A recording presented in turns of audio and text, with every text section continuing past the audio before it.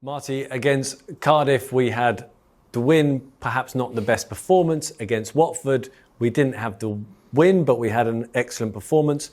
Norwich, we had the performance and the win. What do you feel clicked? Because it seemed to be the moment of the season so far. Yeah, finally, right? I would say that it was obviously to get this kind of performance and this kind of result against a very good team as Norwich is. You need some things to work well, and perhaps the first thing I would say, I think we started the game really well. The high press work at excellent level. I would say that we were able to really stress the build-up and to regain a lot of situations high on the pitch. Then the small edges that we speak about, right? We were good on set pieces. We were able to take the lead in a great corner kick as well. But not only about that, but as well small margins in the games about the way we could defend as well when we got beat in our high press, the commitment that the players show to reorganize quick, the quality on the ball as well when we arrive to the last third, where we create some quick chances and some situations, and then crucial moments, because to score the 2-0 before the halftime was very important. Do you feel defensively we're getting back to where we were under you last season, where we gave up so few opportunities last season, and obviously in the last 3 games you've had 3 clean sheets, and Paul Nardi was largely under you, certainly against Norwich? Yeah, and it's definitely something that we wanted to improve, and I'm glad that we are reaching this level of consistency. We need to be aware that we cannot just relax and expect that it's going to be like this. That is work in progress, and we need to keep on working on everything around the way we attack. It will affect the way we defend and the opposite, but it's definitely something that we spoke about it. In this league, consistency is crucial.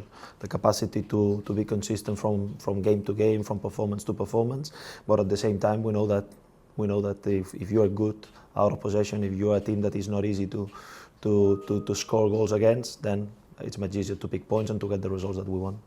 And I think this season you've got very used to dealing with excited teenage footballers. Firstly, we had Alfie Lloyd, then we've had Kieran Morgan, and now Ryan Coley. How do you deal with them in the days after such a huge high for them? Well, it depends, because all of them have different personalities.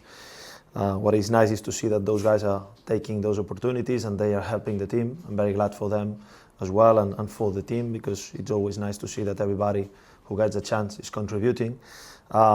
They're good guys, and in the case of Ryan especially, Ryan was already quite involved last season until he picked unfortunately an injury on his hamstring. But since the beginning that I came here, he was doing well.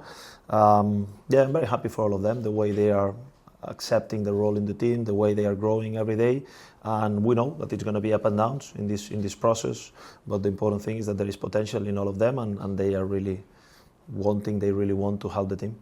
And it'd be remiss not to ask about Jan. Obviously, he's out for a period of time now with a hamstring injury. How is he? Because after a difficult start to his QPR career, he's done so well recently.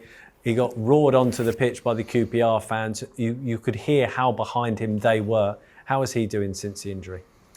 Yeah, I think injuries never come in any good moment, but in his case it's even more unfortunate, because I will say the last 2 performances he had against Cardiff, against Watford, were really, really good performances.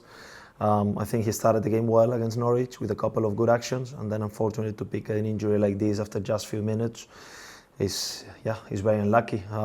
Now it seems that it's going to be a serious injury, and we need to help him. We need to make sure that we are behind him, that we are here to help him, because he must be an important player for us in the future. And the important thing is that now he showed in the last games how good player he is, and now just try to give him some love, because it's going to be tough days in front of him, and we need just to make sure that he comes back at the highest level.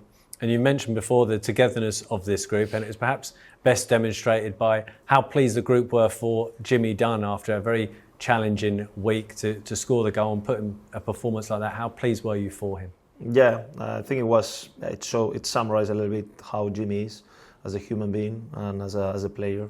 So he really wanted to be part of the team despite this personal situation, very sad and difficult week for him. And yeah, as I always say, here as a team, we are here just to help him in this case. I know that the players have done a fantastic job behind the scenes to make sure that he could come back from this trip and this situation in the best conditions, and he then did the other part, which was to help the team and to play, I would say, a top game, because not only the goal, but the way he defended against one of the best players in the league, and the way he played the whole game says a lot about what kind of player do we have there.